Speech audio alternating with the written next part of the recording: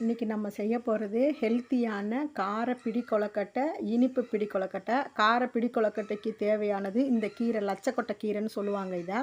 இதுக்கு 1 கப்பு பச்சரிசி மாவு, 1/2 கப் 1 கப்பு பச்சரிசி மாவை 2ஆ பிரித்து செய்ய போகிறோம்.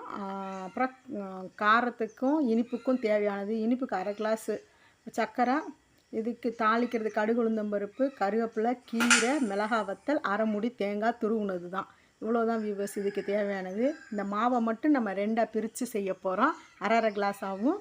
இப்போ கார பிடி கொழுக்கட்டை செய்கிறதுக்கு வடை சட்டி வச்சு எண்ணெய் ஊற்றி, எண்ணெய் காஞ்சதும் கடுகு உளுந்தம்பருப்பு, மிளகாய் வத்தல், கருவேப்பிலை இதை போட்டு தாளிச்சிட்டு நல்லா கடுகு வெடித்ததும் நம்ம அந்த லட்சக்கொட்டை கீரையை பின்னாடி நரம்பு இருக்கும், தண்டு மாதிரி இருக்கும், அதை எடுத்து க்ளீன் பண்ணி கழுவி அலசி நறுக்கி போட்டிருக்கோம்.